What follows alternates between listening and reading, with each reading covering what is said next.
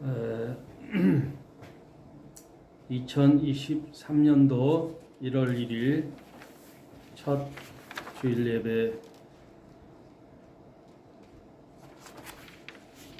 하나님 말씀을 보겠습니다. 마태복음 1장입니다.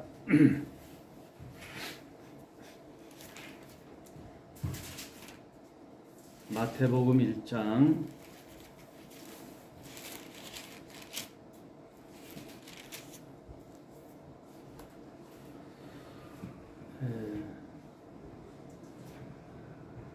이제 올해 들어서 이제 통독 마태복음 신약부터 이제 들어가게 됐습니다. 여러분도 이제 마음을 새롭게 하시고 구약은 이렇게 이제 전체적인 맥락을 살펴봤는데 신약은 미리 좀 읽어오시고 또 자세히 이렇게 살펴보면서 또 구약과 연계된 것을 또 살펴보고 좀 깊이 다루는 그런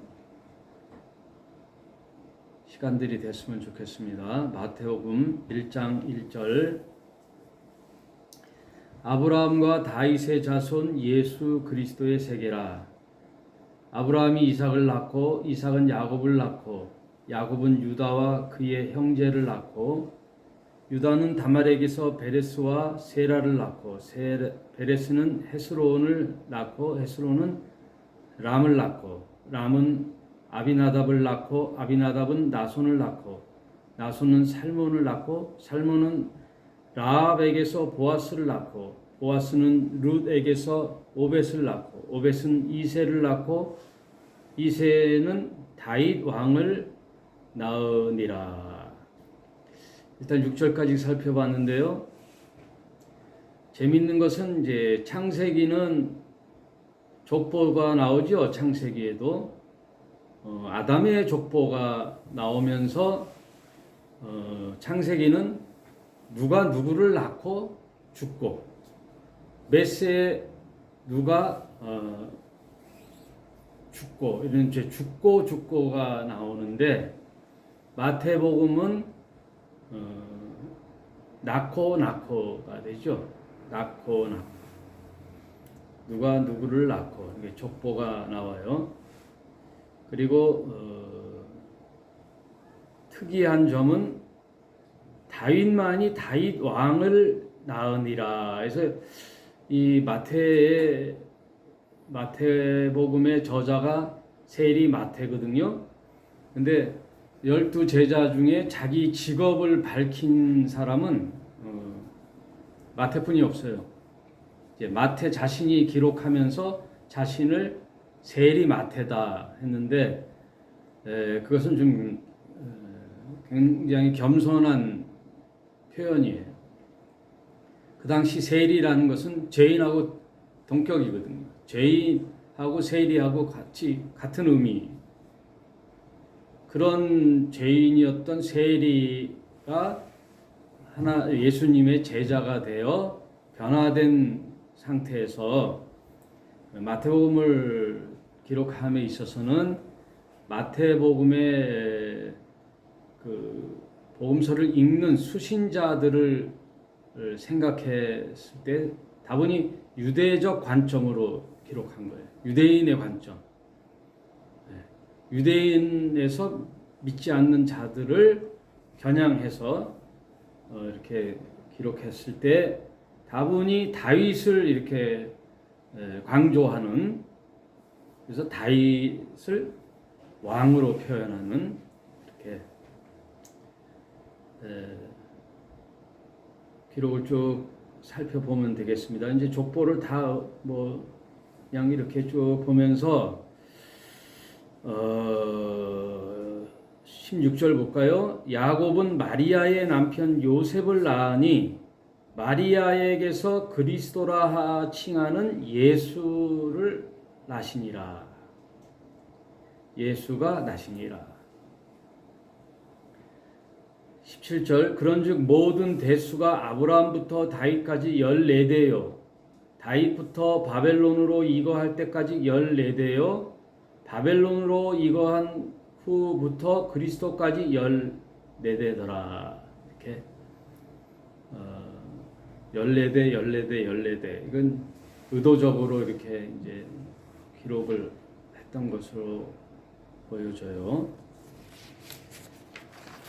그리고 전에도 말씀드렸지만 마태복음은 복음서 중에 맨 처음 기록된 게 아니죠. 신약 성경을 배치할 때 배치의 그 기준은 연대기적 순서가 아니죠. 연대기적 순서가 아니에요. 기록의 연대로 봐서는 마가복음이 가장 빠른 기록으로 학자들도 다 얘기하는데 사복음서라고 할 땐 요한복음까지 이제 사복음서예요. 그리고 마태, 마가, 누가만은 세 복음서를 공관복음이라고 그러죠. 공관복음.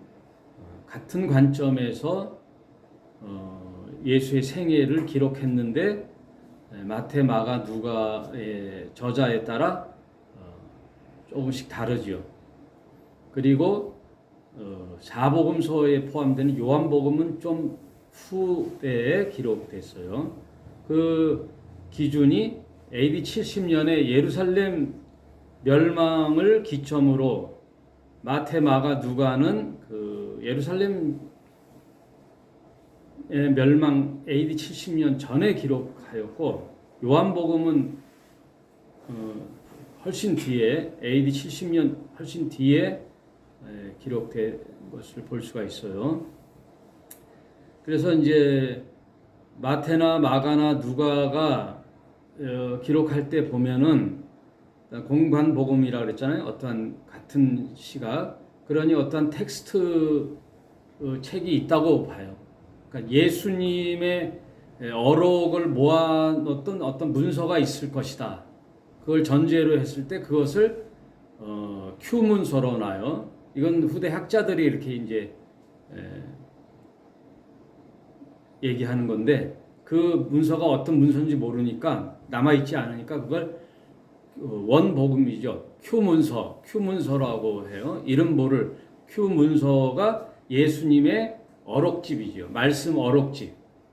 예수님의 말을 모아놓은 어떤 어록집, 사전집이 있는데 그걸 토대로 마태, 마가, 누가가 자기의 관점으로 또 수신자의 관점으로 이렇게 기록을 해요. 기록을 하는데 참고를 하죠. 원 참고서는 큐문서고 마태 같은 경우는 먼저 기록된 마가복음을 참고로 할 거예요. 그죠? 마가복음.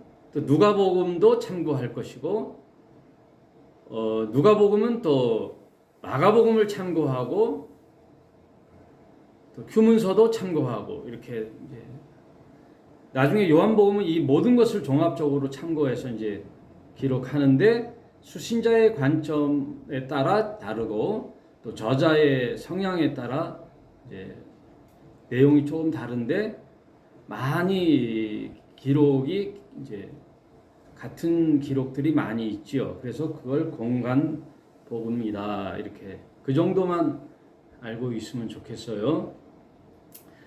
일단 우리가 마태복음을 이제 살펴보니까 처음에 나오는 일장이 이제 족보가 나오는데 이건 유대적 관점에서 굉장히 유대인들은 그 혈통을 중요시하거든요.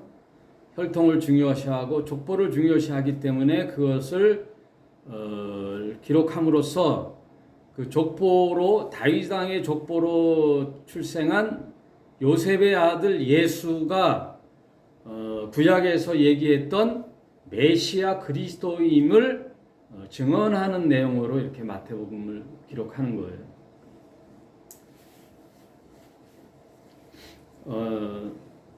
유대적 관점에서 그래서 구약에 예언된 선지자들의 예언들이 마태복음에는 많이 인용되어 있어요. 그래서 예수께서 그리스도이심을 증명하고 그리고 그 말씀이 성취됨을 기록함으로써 유대인들에게 믿지 않는 유대인들에게 설득을 하는 거예요. 그래서 제일 먼저 나오는 이름이 아브람. 유대인들은 가장 유대 역사의 인물 중에 가장 위대한 인물로서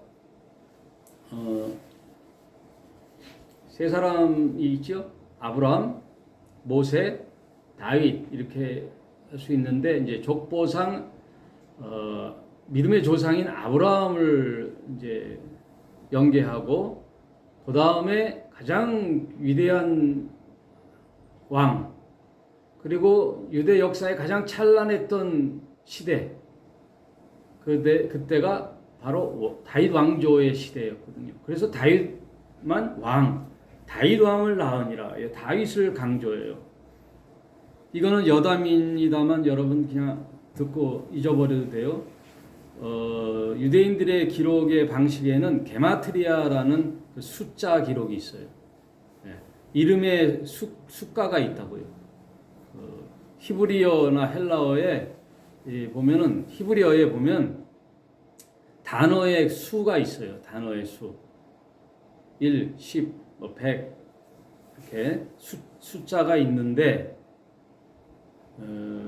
히브리어 알파벳에 이름 다윗을 이렇게 게마트리아로 하면은 14가 나와요. 14.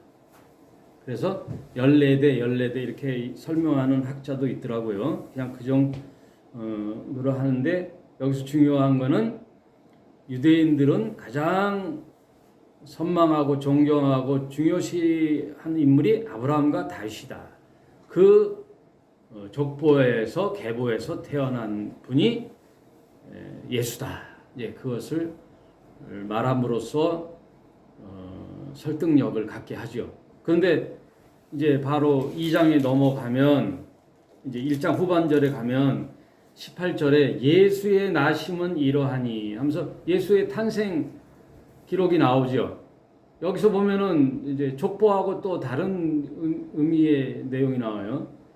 예수 그리스도의 나심은 이러하니라. 그 모친 마리아가 요셉과 정혼하고 동거하기 전에, 그러니까 육체적 관계가 있기 전에 성령으로 잉태된 것이 나타났더니, 그러니까 족보 얘기가 나오더니 갑자기 이제 성령으로 잉태된 나와요. 그러니까 가문으로서 요셉의 가문인데 육체적 관계는 아니라는 거죠. 왜? 성령으로 잉태했다니까. 그런데 이거랑 비교해서 재밌는 것은 요한복음에서는 뭐라고 그래요?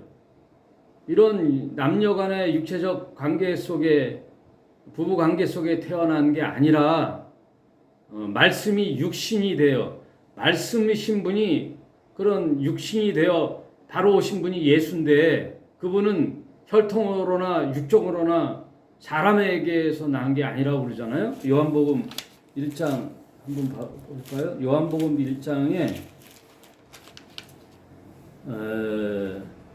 13절에 이는 혈통으로나 육정으로나 사람의 뜻으로 나지 아니하고 오직 하나님께로서 난 자들이니라. 말씀이 육신이 되어 우리 가운데 거하심에 우리가 그 영광을 보니 아버지의 독생자의 영광이요 은혜와 진리가 충만하다. 아브라함과 다윗의 자손으로서의 그게 아니라 말씀이 육신이 되어 오신 그 예수, 그거를 또 증언하니까 마태복음 1장에도 보면 요셉의 정액을 받아 남녀 부부의 육체의 자손으로 온 분이 아니라는 걸 얘기하죠. 성령으로 잉태된 것을 얘기해요. 요셉은 의로운 사람이라 저를 드러내지 아니하고 가만히 끊고자 하여 이 일을 생각할 때 주의 사자가 현명하여 가로되 다윗의 자손 요셉아 내 아내 마리아 데려오기를 무서워하지 말라. 저에게 잉태된 자는 성령으로 된 것이라. 아들을 낳으리니 이름을 예수라 하라. 이는 그가 자기 백성을 저희 죄에서 구원할 자이심이라 하니라. 예수라는 이름에 구약에 보면 여호수아와 예수와의 이름이 같은 동의어였죠. 그래서 그의 이름의 뜻은 자기 백성을 저희 죄에서 구원할 자라는 거예요. 자기 백성을, 모든 사람을 위해서가 아니에요. 여러분, 자기 백성은 누구예요? 유대인이 아니죠. 예수를 믿는 자, 예수를 믿어 하나님을 아버지라고 부르는 자가 자기 백성인 거예요. 여기서 모든 인류를 위하여 구원할 자다라는 게 아니라 믿는 자의 주님이 되려 하심이라, 그거예요.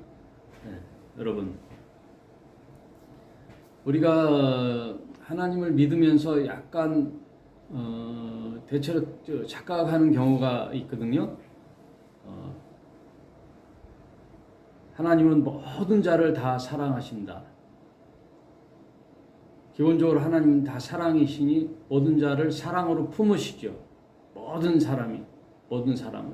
그러나 사람들 중에는 믿는 자와 믿지 않는 자로 이제 나뉘게 되죠. 믿지 않는 자, 믿는 자가 자기 백성이죠. 그럼 믿지 않는 자, 하나님을 대적하는 자, 마귀의 종들이 된 자들, 그들은 어떻게 돼요? 네? 하나님 심판한 대상이 되는 거죠. 하나님의 심판의 대상이 되는 거예요. 하나님은 사람을 사랑하지만 하나님을 거부하고 하나님의 사람을 됨을 거부하고 우상을 섬기고 하나님을 대적하는 자들은 어떻게 돼요? 하나님 저주하시잖아요. 심판하시잖아요. 네? 모든 사람이 악을 저지름에 의인이 없다고 한탄하셨던 하나님이 이 땅의 모든 사람을 쓸어버리기로 작정하셨잖아요. 창세기 보면. 그와 마찬가지로 이 땅에 다시 하나님이 심판하러 오실 때에는 자기 백성을 구원할 자로 오신다는 거예요. 자기 백성을 구원할 자. 그래서 믿지 않은 자들은 짐승하고 같아요. 믿지 않은 자들은 짐승. 계시록에 보면은 짐승이죠. 네. 하나님의 영이 없는 자들. 그들의 신분은 마귀의 자녀들이죠. 마귀의 자녀들.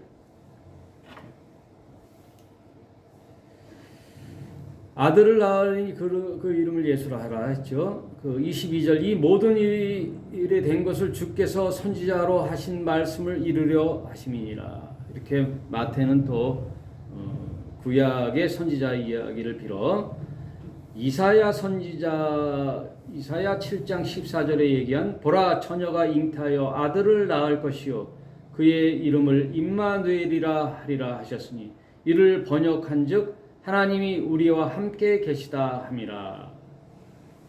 하나님이 하늘 보좌에 계시지 않고 이 땅에 아들의 모습으로 오셔서 그 죄인들과 함께 하게 되실 분이 장차 오실 때인데 그분은 어떤 분이에요?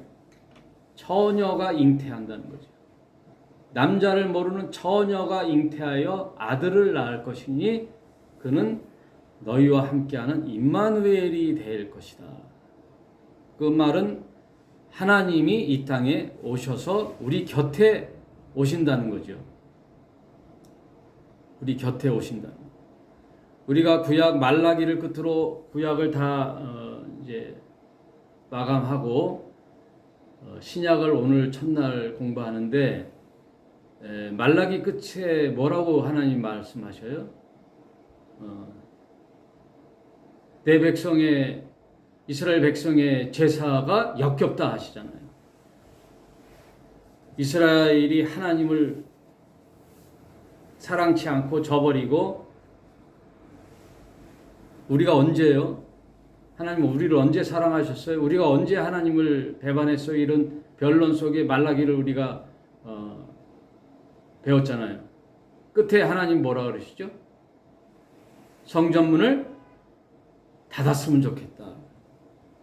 너희가 드리는 매일의 제사, 그 순양의 냄새가 역겹다 이거죠. 짐승의 제사로 드리는 그 번제물의 향기가 역겹다. 왜? 삶은 하나님과 함께하지 않고 율법으로 살지 않고 하나님의 규례와 법도로 살지 않으면서 성전에 와서 그냥 형식상 드리는 그 제사, 제물, 그 제물을 총독에게 드려봐라. 총독이 받겠는가? 이거. 사람의 총독도 받지 않는 제사를 하나님께 바치는 그런 상태의 이스라엘 백성들, 이미 하나님과 멀어진 유대인들, 이스라엘 백성들에 대하여 하나님이 더 이상 이제는 안 되겠다, 성전문을 닫았으면 좋겠다 하고 말라기를 끝으로 하나님의 계시가 끊어지고 400년의 세월의 암흑기가 지난 후에 하나님이 친히 그의 아들을 이 땅에 보내시는, 그래서 예수님이 이 땅에 제일 먼저 오셔서 하신 일이 뭐예요? 예? 성전문을 닫는 거예요. 예? 성전문을 닫으러 오시는 거예요.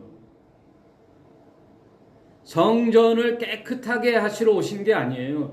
유대교를 다시 정화해서 유대교를 이제 하나님의 바른 종교로 만들기 위해서 예수님이 오셨다는 게 아니에요. 이미 유대교는 사망 선고로 예수께서 오신 거예요. 그래서 성전 가서 막 제사를 얻고 막 성전에서 막 내쫓고 하는 것을 어떤 사람은 성전 정화라 그러는데 성전 정화가 아니에요. 성전 정화가 아니죠. 성전 시위라는 거예요. 성전 시위. 이제는 성전으로서의 기능이 끝난 거예요.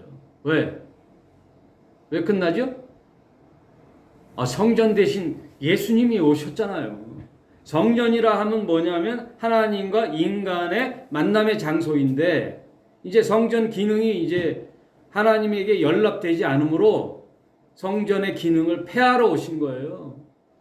성전의 기능을 폐하러 오셨는데 무슨 성전을 정화하러 오셔. 그거는 잘못된 해석이에요.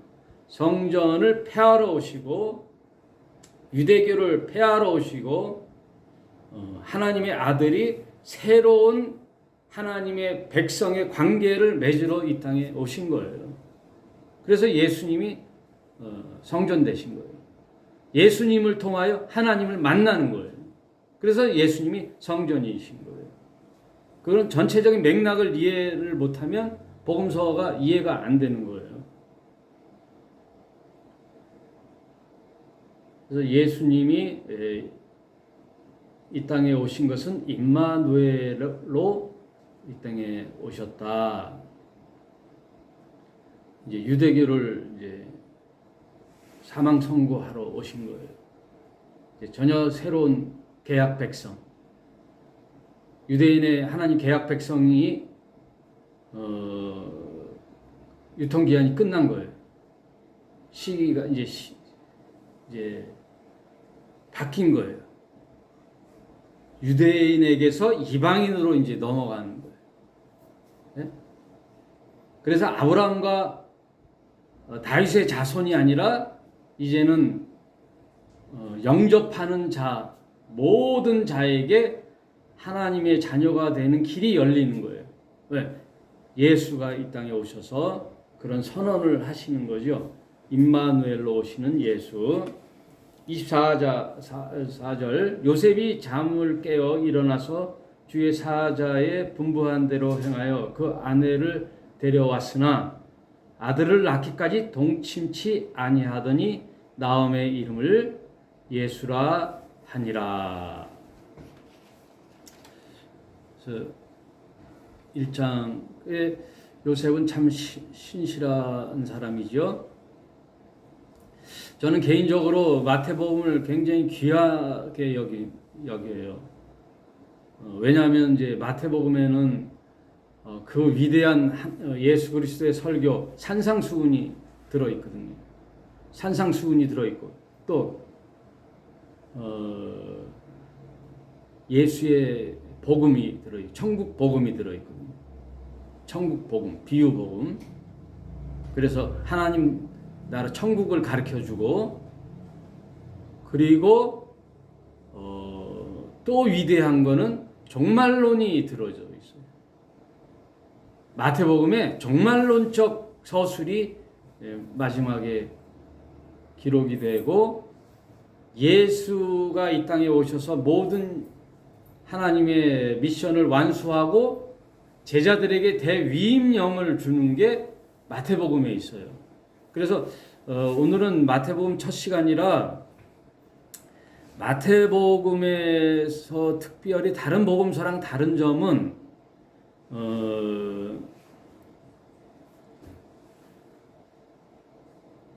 그 용어가 좀 달라요. 그래서 마태복음은 주로 많이 뭐를 쓰냐면 하늘에 계신 아버지라 그래요. 하나님을 하나님이라고 안 하고 하늘에 계신 아버지라는 표현이 15번 나와요. 다른 복음서에는 없어요. 마가복음은 한 번 나오는데 누가복음에는 없어요. 그러니까 다분히 유대적 관점으로 쓰는 거예요. 마태가. 왜냐하면 유대인들은 하나님을 감히 그 신성한 하나님의 이름을 못 불러요.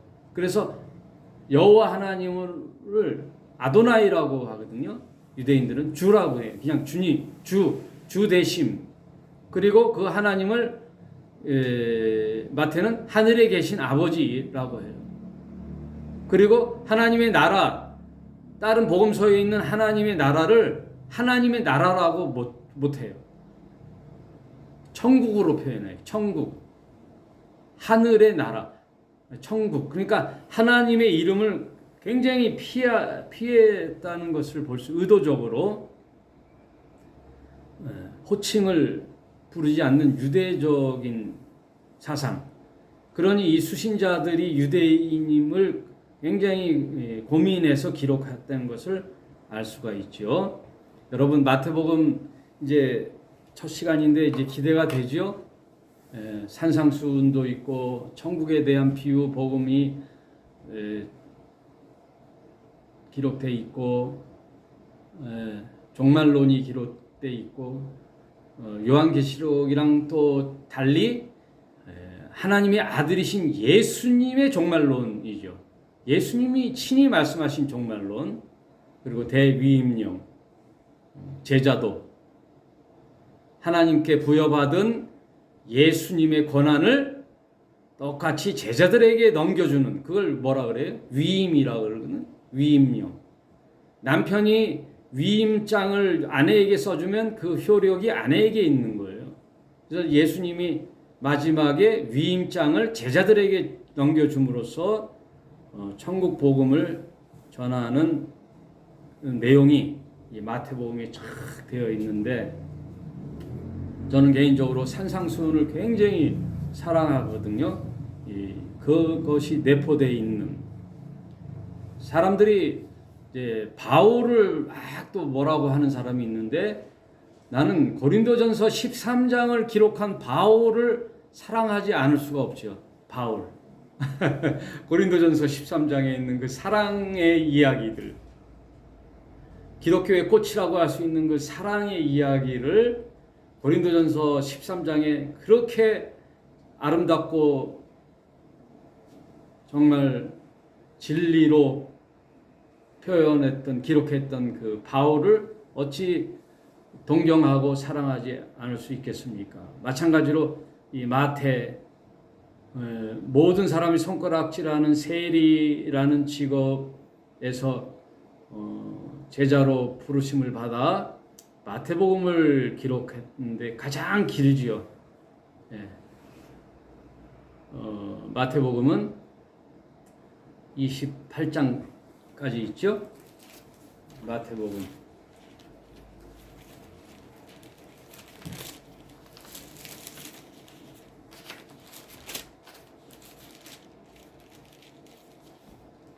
마태복음이 가장 사복음서에서 길어요. 28장까지 있죠.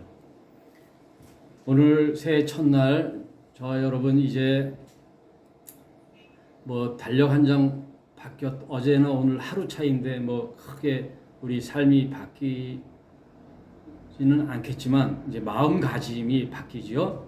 마음가짐. 그래서 우리 희락의 교회 2023년도 표를 갈라디아서 2장 20절로 마음에 삼으면서 전에도 말씀드렸듯이 이 갈라디아서 2장 20절이 얼마나 우리에게 마음에 다가오는지 여러분 그동안 20살을 살던 30살을 살던 50세를 살던 60세를 살던 이 세상에 육체로 내 율법대로 살아왔잖아요. 이제 믿음으로 산다는 신자의 고백은 뭐냐면요. 이제 내가 사는 것은 나의 삶이 아니에요. 내 안에 그리스도가 함께함으로 그리스도가 주신 그리스도의 계명, 그 제자도의 말씀 따라 사는 삶이 참 신자의 삶이에요. 예수께서 하신 말씀을 순종하며 사는 삶, 그것이 믿음의 삶이에요. 그래서 하나님도 민수기에 뭐라고 그래요? 광야 40년을 내 백성을 왜 살게 했느냐? 하나님이 골탕 먹이려고? 아니잖아요. 내 백성이 내 법도와 율례와 규례를 말씀을 지키는지 아니 지키는지 보려 하려 하심이니라. 그 말씀대로 사는지 안 사는지를 보려 하려 하심이니라. 그래서 구약을 한 구절로 말씀드리면요. 하나님이 율법을 주시고 하나님의 법도와 율례를 주시고 그 말씀대로 사는지 안 사는지를 확인하고 싶었던 거예요. 하나님은. 그래서 말씀대로 살았던 사람은 어떤 인생을 살았다라고 기록한 것이 시편, 잠언, 전도서요. 아름다운 승리의 이야기가 구약에 기록되어 있고요. 말씀대로 살지 않았더니 이런 고난과 역경과 하나님의 채찍과 징계로 살아왔다. 그 기록의 역사물이 구약이에요, 여러분. 하나님이 백성을 삼고 이스라엘 백성을 하나님의 백성으로 삼고 모든 열방의 모범이 되기 위하여 하나님의 법도와 율례인 말씀을 주시고 율법을 주셔서 그 말씀대로 사는지 아는지를 확인해 보는 역사의 결과물이 구약이에요. 그래서 말씀대로 살았던 사람들의 삶과 그렇지 못했던 사람들의 삶을 기록함으로써 오늘 후대에 이거 성경을 읽는 우리 신자들에게 어떠한 교본이 되고 견본이 되어 우리도 어떻게 살 것인가를 되새겨 볼 수 있는 그게 구약의 역사죠. 마찬가지로 신약을 접하는 우리들 예수 그리스도의 말씀을 우리 생애 속에 특별히 2023년 어떻게 살 것인가 여러분 다짐하시고 세상 시류에 흔들리지 마시고 세상에서는 어떻게 살아야 될 샘플이 하나도 없어요. 여러분 다 죽이고 멸망시키는 것뿐이라고 그랬잖아요. 예수님. 이 세상 암흑의 세상은요 다 높아지고 남을 죽이고 멸망시키는 것뿐이에요. 그래서 나 자기 중심적 성공의 삶으로 사는 거예요. 거기에는 우리가 배울 점이 하나도 없어요. 그래서 다 배설물로 여기는 거죠. 바울은 그걸 다 배설물로 여겼잖아요. 그러면 뭐가 가장 위대한 삶이요? 고상한 삶이요? 진리의 삶이냐? 예수가 하신 말씀에 순종하고 사는 삶, 그거를 살펴보는 게 이제 신약 여정으로 들어가는 겁니다. 여러분 오늘 마태복음 첫 시간 그런 다짐을 해보시고 이 시간을 항상 사모하시면서 한 주간도 마태복음 쫙 읽어보시고 또 어떤 분은 필사도 할 수 있으면 하시고 필사를 뭐 처음부터 끝까지 안 하셔도 1장의 주제 말씀은 이거구나 하고 써보시고 2장의 중요 말씀은 몇 절이구나 하고 이렇게 써보는 거예요. 써보면서 묵상하는 시간을 가져보면 얼마나 귀한 시간이 되겠어요. 그리고 그 말씀에 힘입어 세상에서 예수님의 제자로서 살아내는 삶, 이게 신자의 삶인 거예요. 우리 희락의 교회 성도님들은 이런 말씀이 삶의 지표가 되어 넉넉히 승리하고 사는 저와 여러분이 되시기를 새해 첫 시간에 당부드리면서 오늘 첫 시간을 마치도록 하겠습니다. 일단 말씀을 마치고 녹음은 이제 이것으로 하고 우리 찬송 한 장 부르고 축도로 예배를 마치겠습니다.